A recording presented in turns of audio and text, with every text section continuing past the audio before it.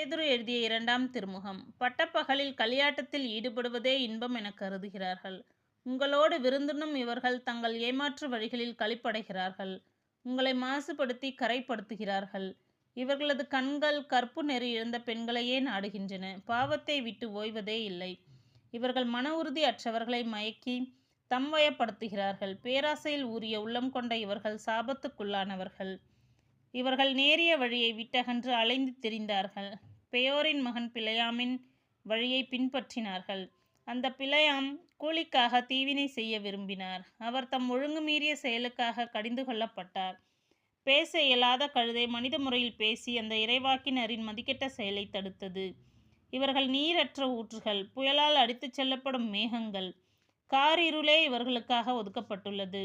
நெறி தவறி நடப்போரிடமிருந்து இப்பொழுதுதான் தப்பியவர்களை இவர்கள் வரம்பு மீறி பெருமையெடுத்து வீண் பேச்சு பேசி ஊனியல்பின் இச்சைகளாலும் காம வெறியாலும் மயக்கி வயப்படுத்துகின்றனர். அவர்களுக்கு விடுதலை அளிப்பதாக வாக்களிக்கின்றனர். ஆனால் தாங்களே அழிவுக்கு அடிமைகளாய் இருக்கின்றனர்.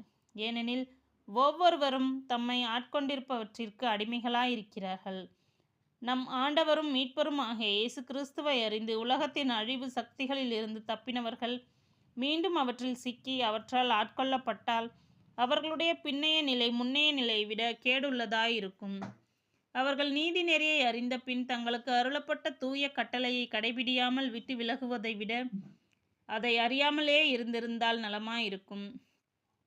நாய் தான் கக்கினதை தின்ன திரும்பி வரும் என்னும் நீதிமொழி இவர்களுக்கு பொருந்தும். மேலும் பன்றியை கழுவினாலும் அது மீண்டும் சேற்றிலே புரளும் என்பதும் ஒரு நீதிமொழி. ஆண்டவருடைய வருகை. 3ஆம் அதிகாரம். அன்பார்ந்தவர்களே, இப்பொழுது நான் உங்களுக்கு எழுதுவது 2ஆம் திருமுகம். இத்திருமுகங்கள் வழியாக ஒரு சிலவற்றை நினைவுறுத்தி உங்கள் நேர்மையான மனதை தூண்டி எழுப்புகிறேன். தூய இறைவாக்கினர்கள் முன்னுரைத்த வாக்குகளையும் ஆண்டவரும் மீட்பரும் ஆனவர் உங்கள் திருத்தூதர் மூலமாக தந்த கட்டளைகளையும் நீங்கள் நினைவில் கொள்ளுங்கள். நீங்கள் முதலாவது தெரிந்து கொள்ள வேண்டியது இதுவே. இறுதி காலத்தில் ஏளனம் செய்வோர் சிலர் தோன்றி தங்கள் சொந்த தீய நாட்டங்களுக்கு ஏற்ப வாழ்ந்து உங்களை எள்ளி நகையாடுவர்.